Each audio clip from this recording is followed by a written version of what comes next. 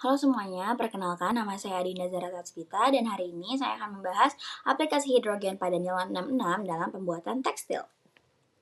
Nah, jadi yang pertama saya akan menjelaskan dulu apa sih tetrahedral material itu. Jadi tetrahedral material ini adalah keterkaitan satu sama lain yang ada di tetrahedral tersebut. Yang pertama adalah jika kita melakukan proses yang berbeda kepada material yang sama, dia akan menghasilkan struktur, properties, performance, dan characterization yang beda. Jadi proses ini akan menentukan segala hal. Oke. Nah, yang pertama kita akan membahas proses dari pembuatan tekstil dari nilon ini. Prosesnya adalah sintesis. Proses sintesis nilon 66 ini melalui proses polimerisasi kondensasi.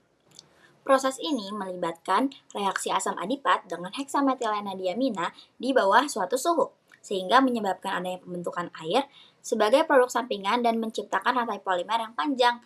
Nah, rantai panjang ini yang kemudian bakal kita dinginkan dan kita pinta menjadi serat atau kita bentuk menjadi berbagai bentuk aplikasi dari nilon 66 ini sendiri. Kemudian, proses pencairan dan ekstrusi. Proses ini digunakan untuk memproduksi serat nilon 66. Nah, dalam proses ekstrusi ini kita melakukan pemanasan dulu sehingga nilonnya cair. Kemudian diekstrusi melalui cetakan agar membentuk serat panjang. Nah, serat ini kemudian dapat dipotong atau dibiarkan dalam bentuk filamen yang kontinu.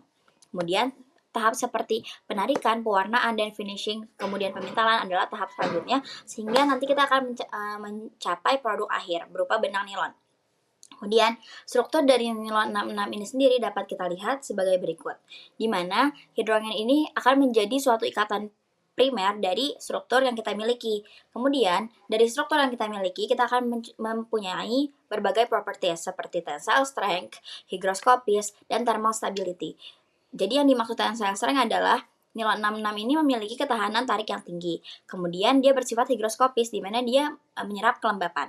Kemudian dia memiliki thermal stability yang baik sehingga dia kuat di bawah suatu suhu. Seperti kayak ini kan kita bisa pakai panas-panasan tapi dia nggak meleleh.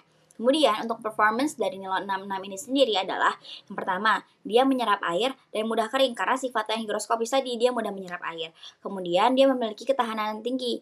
Hal ini disebabkan karena struktur nilon 66 ini sangat rapat sehingga saat kita beri suatu beban dia memiliki ketahanan yang tinggi. Kemudian fleksibel sehingga nyaman dipakai karena sifat nilon yang elastis jadi dia tidak kaku dan fleksibel jika dipakai. Kemudian dari proses yang telah kita lakukan, produk yang akan kita dapatkan adalah benang nilon.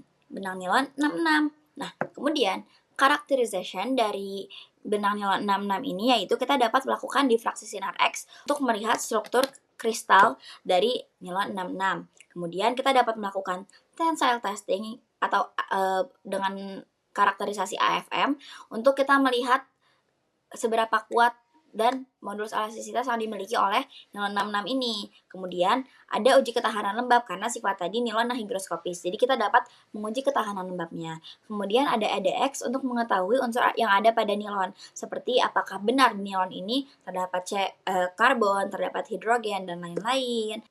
Nah, sekian yang bisa aku sampaikan. Kurang lebihnya mohon maaf, semoga bermanfaat. Dadah.